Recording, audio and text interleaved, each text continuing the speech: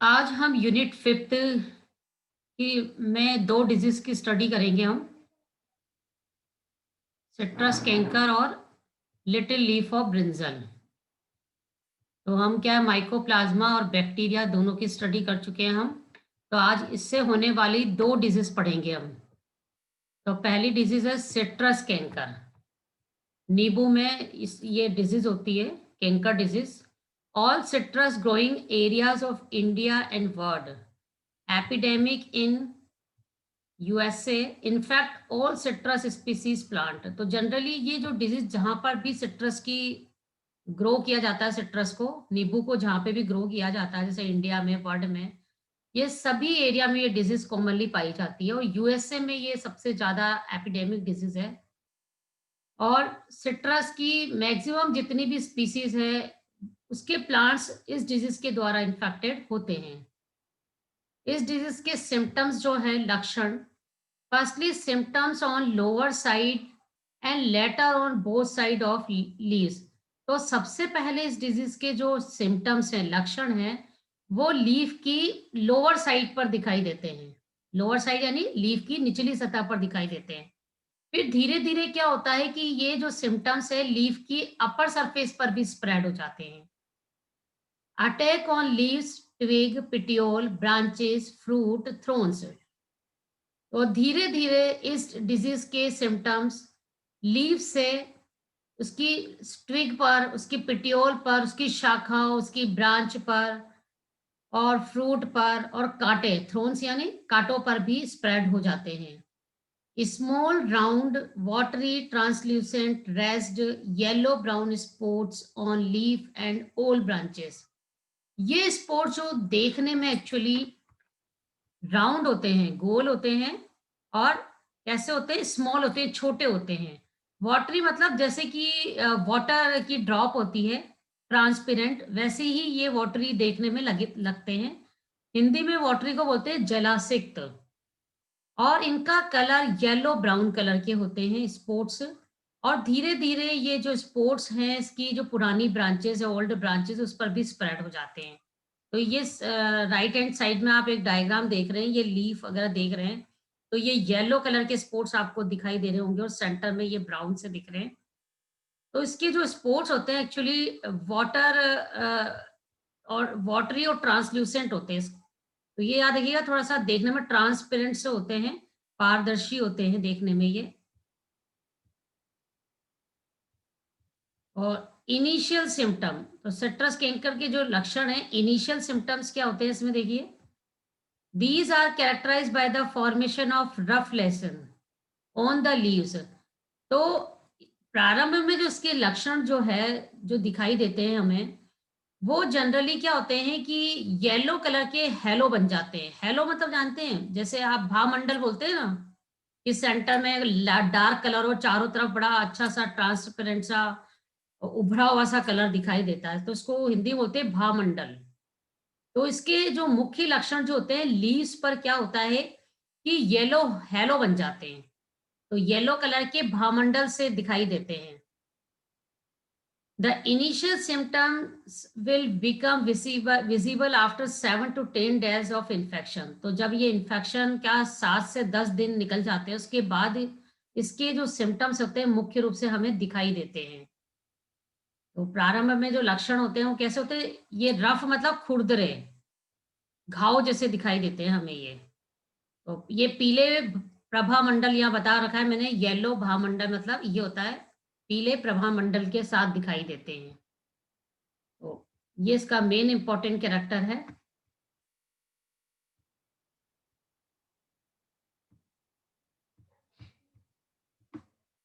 The lesions first appear on the lower surface of the leaves as different sports. तो इसमें जो ये धब्बे जो इसके लेसन जो होते हैं, इसको स्पोर्ट बोलते हैं हिंदी में। तो जो इसके लेसन्स जो होते हैं, सबसे पहले जो लीफ की लोअर सरफेस पर और डिफरेंट डिफरेंट स्पोर्ट के रूप में दिखाई देते हैं। तो जैसे मैंने बताया था, ये स्मॉल होते हैं, राउंड होते हैं और लीफ की लोअर सरफेस पे ही पहले दिखाई देते हैं। Later the margin rest out from the lesions with a sunken centre. फिर धीरे धीरे क्या होता है कि ये जो स्पोर्ट बनते हैं, इसके जो मार्जिन होते हैं वो रप्चर हो जाते हैं, फट जाते हैं। तो रप्चर हो जाने से क्या होता है, रफ दिखाई देने लगते हैं ये स्पॉट हमें। और सेंटर में एक धसा हुआ सा एक हमें पॉइंट दिखाई देता है, सनकन सेंटर। इसका मतलब है सेंटर में वो धसा हुआ रहता है।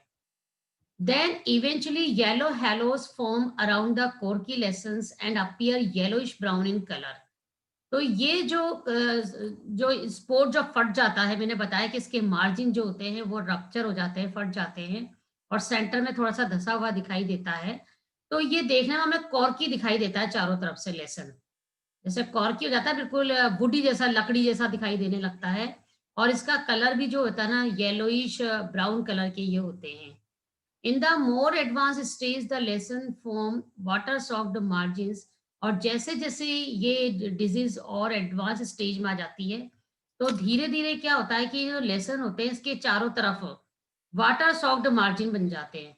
तो इसके चारों तरफ का जो एरिया होता है, जो स्पोर्ट का या लेसन का, उसके चारों तरफ का एरिया काफी अच्छा सा ट्रांसपेरेंट सा हमें दिखाई देता है। वाटर सॉफ्ट मतलब जलासिक्त सा हमें दिखाई देता है। And appear white to grey in colour, और इनका कलर जनरली व्हाइट से ग्रे कलर के होते हैं ये। The rupture of these water soft margin slowly in fact the whole plant body. तो ये जो वाटर सॉफ्ट जो स्पोर्ट है जो रप्चर हो जाता है, धीरे धीरे ये प्लांट के सभी पार्ट पर फैल जाता है ये, including upper leaves, stem, branches, fruits, twigs etcetera.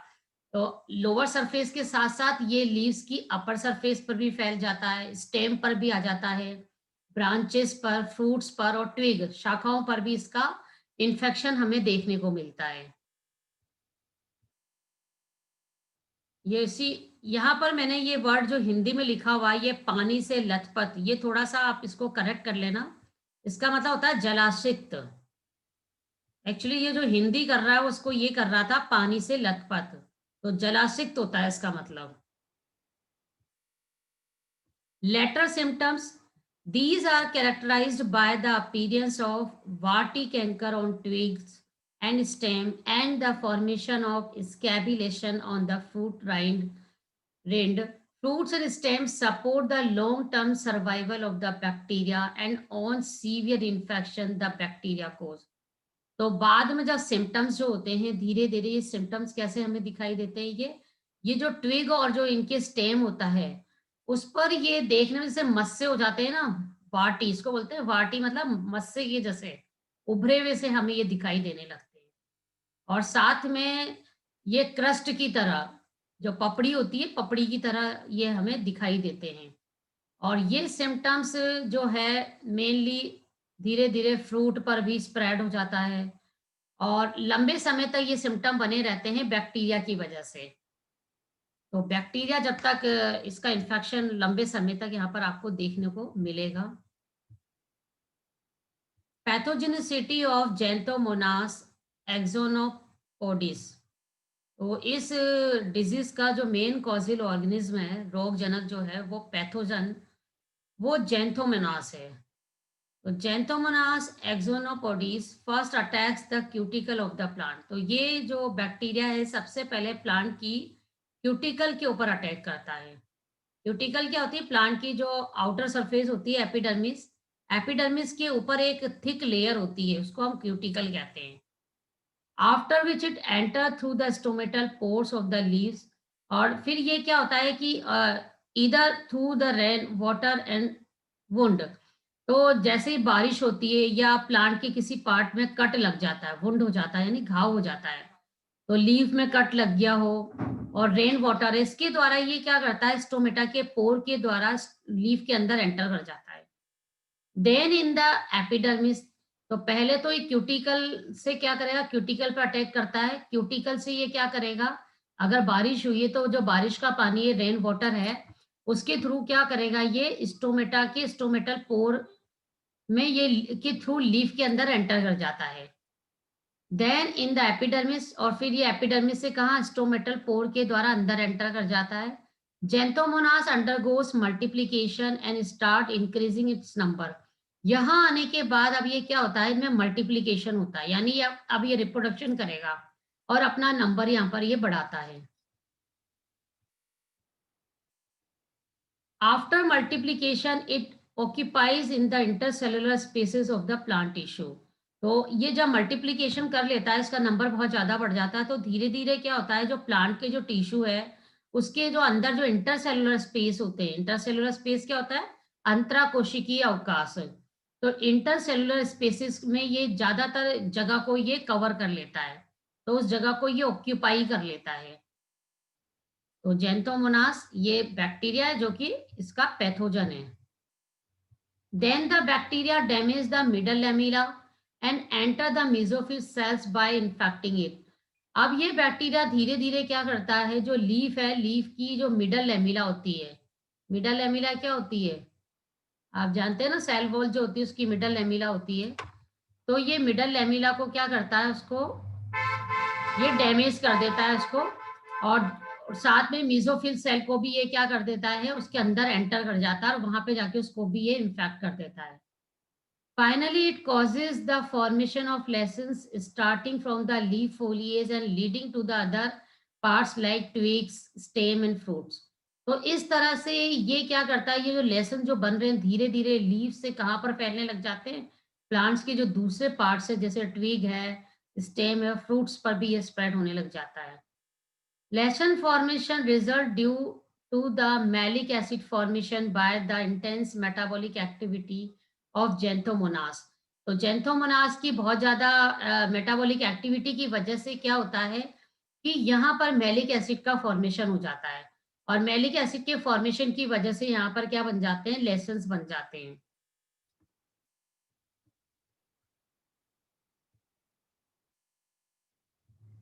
ये इन्फेक्टेड प्लांट पार्ट बताया हुआ है। देखिए ये जेंथोमोनास जो है, ये प्लांट को इन्फेक्ट कर रहा है। फर्स्ट नंबर देखिए ये लीफ पर यहाँ पर एक घाव हो गया है, वुंड हो गया है, और इस वुंड के थ्रू जो है बैक्टीरिया, ये बैक्टीरिया देखिए रोड शेप बैक्टीरिया, छड़ाकार बैक्टीरिया दिखाई दे रहे हैं आपको, रोड शेप बैक्टीरिया। ये लीफ की क्यूटिकल है, और क्यूटिकल से ये फिर स्टोमेटा के द्वारा अंदर एंटर करने लग जाते हैं धीरे धीरे। तो ये ज़ैंथोमोनास धीरे-धीरे क्या करता है, प्लांट के ये इंटरसेल्युलर स्पेसेस के अंदर ये एंटर कर जाता है, और यहाँ पर एंटर करने के बाद ये क्या करता है, अपना नंबर इंक्रीज़ करता है, मल्टीप्लिकेशन करता है, ये देखिए नंबर बढ़ाता है ये। और इस तरह से ये यहाँ पर देख रहे हैं, ये लेसन्स बन जाते हैं, स्पोर्ट से बन जाते हैं ये। और धीरे-धीरे ये प्लांट के दूसरे पार्ट पर भी ये स्प्रेड होने लग जाते हैं। जैसे पहले लीफ पर हुआ, आप लीफ से देख रहे हैं, फ्रूट पर भी दिखाई दे रहा है, धीरे-धीरे स्टेम पर, ट्विग पर। तो ये इन्फेक्शन धीरे-धीरे प्लांट के सभी पार्ट पर क्या होता है, स्प्रेड होने लग जाता है।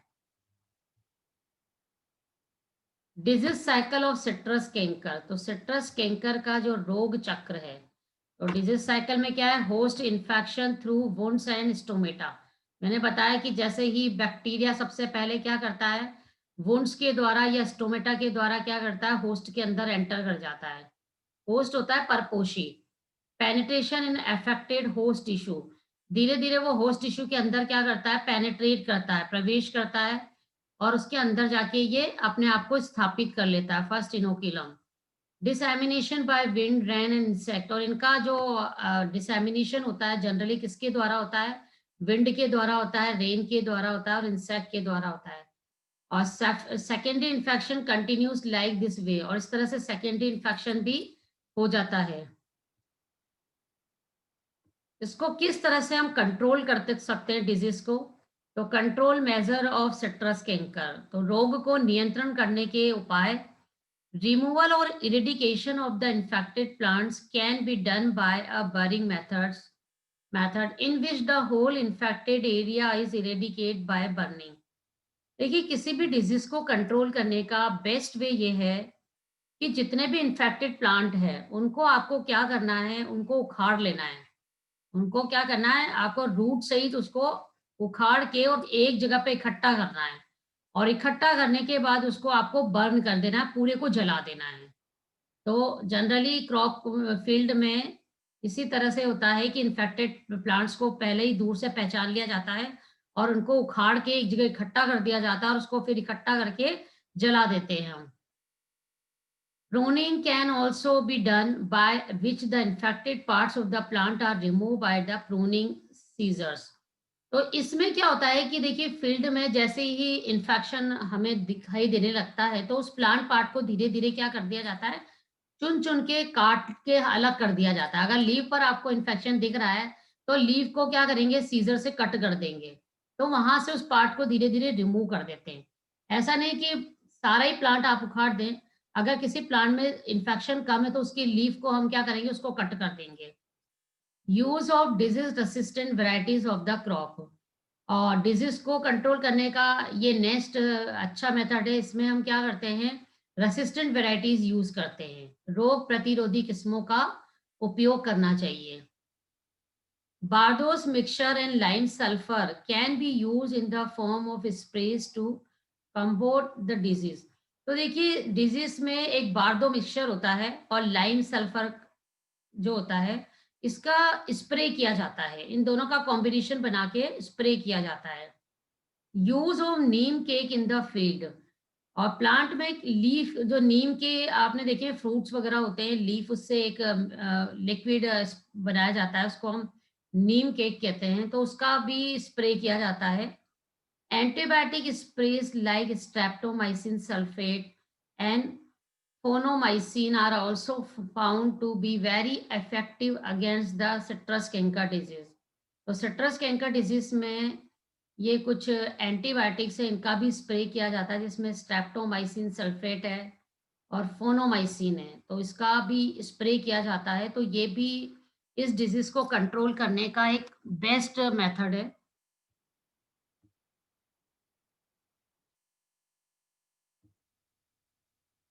तो इस सिट्रस कैंकर का जो मेन पैथोजन है, ये जेंथोमोनास एक्सोनोपोइडिस है, और इसका मैंने डिस्ट्रीब्यूशन बताया आपको, ऑल ओवर वर्ल्ड में होता है।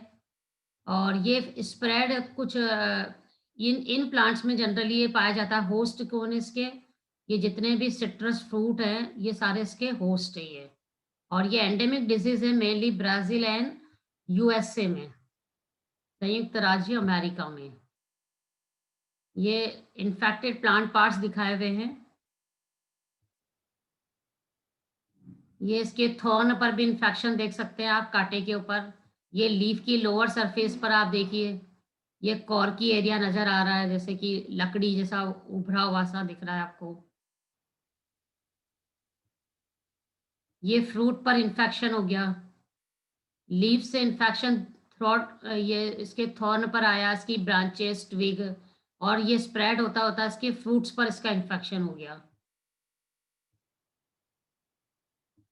तो इसका जो पैथोजन है रोगजनक जेंथोमोनास है। और जेंथोमोनास जनरली कहाँ पे मल्टीप्लाई होता है, मैंने बताया था कि जो इसकी सेल वॉल, इसकी मिडल लेमिला के अंदर ये पाया जाता है, और स्टोमेटा और वुंड्स के द्वारा ये एंटर करता है, और मिडल लेमिला को ये क्या करता है, डिसॉल्व करके, और वहां पर ये जाके स्थापित हो जाता है।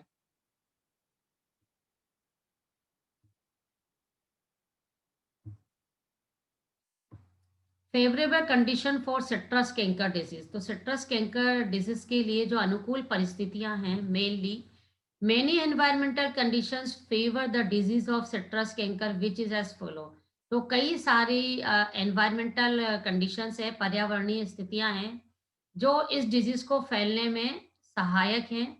जैसे mild temperature between 20 to 30 degree centigrade, 20 से 30 डिग्री के बीच का जो हल्का सा जो टेम्परेचर होता है, वो इसके लिए फेवरेबल है।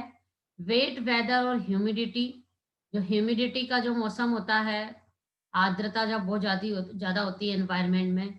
स्ट्रॉन्ग विंड, बहुत तेज जब हवाएं चलती है। हैवी रेन, तो हैवी रेन जो होता है, बहुत तेज बारिश होती है, वो भी इसके लिए फेवरेबल है। सिट्रस लीफ माइनर डैमेज, और इसकी जो लीफ का जो डैमेज होता है, वो भी इसके लिए क्या है, फेवरेबल है। तो डिजीज को स्प्रेड करने में ये कुछ एनवायरमेंटल कंडीशंस हैं। ट्रांसमिशन इसका कैसे कैसे होता है, the disease of citrus canker disseminate by the following factors.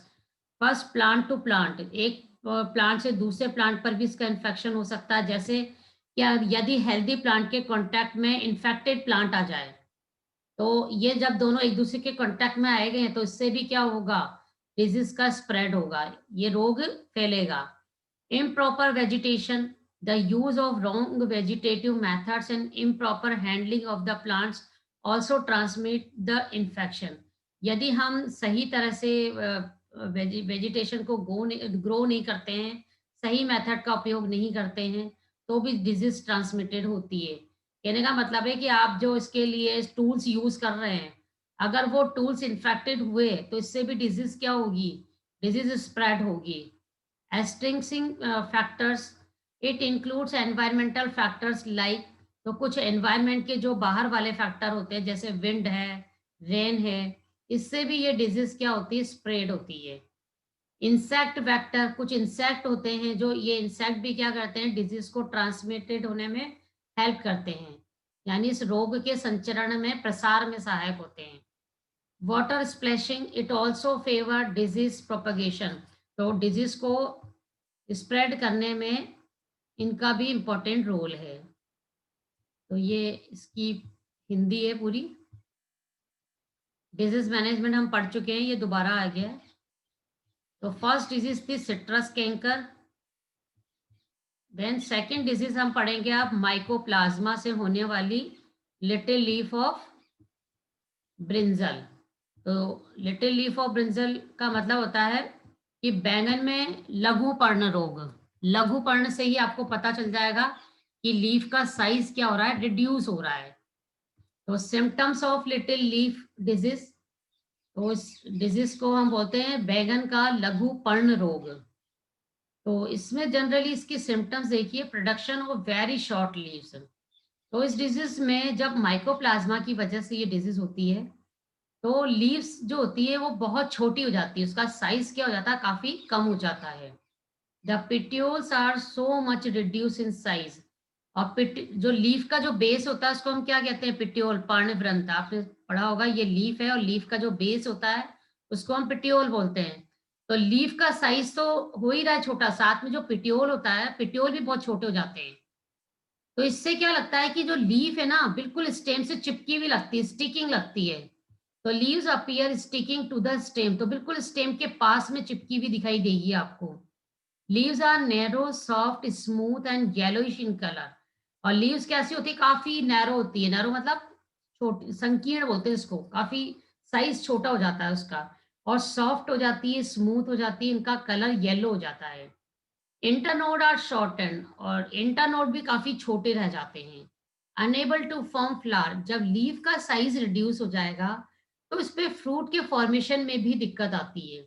और जब फ्लावर्स नहीं बनेंगे तो फ्रूट्स का फॉर्मेशन भी नहीं हो पाता है। और यदि होता भी है तो वो बहुत रेयरली होता है। तो पूरे सिम्टम्स इसके देखिए लिटिल लीफ पर डिपेंड है। छोटी पत्ती, लघु पर्ण रोग। तो जब लीफ का साइज छोटा हो जाएगा, तो आप जानते हैं उसका पेटियोल भी छोटा हो गया, इंटरनोड का साइज छोटा हो गया। तो क्या होगा, जब लीफ फोटोसिंथेसिस करती है, आपको पता है, ना फ्लावर्स बनेंगे ना फ्रूट का प्रोडक्शन होगा। तो ये इसके मेन इंपॉर्टेंट सिम्टम्स हैं। तो इसका कॉजिल ऑर्गेनिज्म माइकोप्लाज्मा लाइक ऑर्गेनिज्म। तो इसका जो रोग जनक है उसको हम एमएलओ या पीपीएलओ बोलते हैं, प्लीरोनिमोनिया लाइक ऑर्गेनिज्म।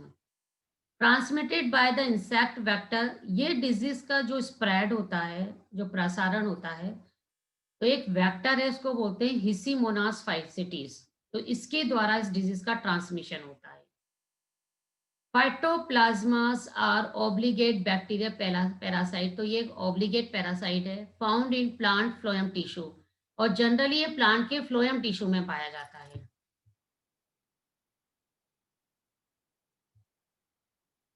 तो इस डिजीज को कंट्रोल करने के तरीके हैं, eradicate the weed host. Weed क्या होता है, खरपतवार। तो खरपतवार को ही नष्ट कर देना चाहिए। यदि हम खरपतवार को नष्ट कर देंगे तो इससे क्या है, ये डिजीज स्प्रेड नहीं होगी। Remove the diseased brinjal plants, तो जो इन्फेक्टेड प्लांट्स हैं, संक्रमित पौधे हैं, उनको भी रिमूव कर देना चाहिए, नष्ट कर देना चाहिए। यूज टेट्रासाइक्लिन, टेट्रासाइक्लिन का उपयोग करना चाहिए। स्प्रे इंसेक्टिसाइड्स, कीटनाशक का छिड़काव करना चाहिए। Use resistant varieties BB7, BWR12, Pant, Rituraj. तो इस डिजीज को कंट्रोल करने के लिए रोग प्रतिरोधी किस्मों का उपयोग करना चाहिए। रेसिस्टेंट वेराइटीज रोग प्रतिरोधी किस्में, इनके नाम है BB7 है, BWR12, पंत, ऋतुराज। तो ये कुछ मेथड्स है जिसके द्वारा little leaf of brinjal disease को कंट्रोल किया जा सकता है।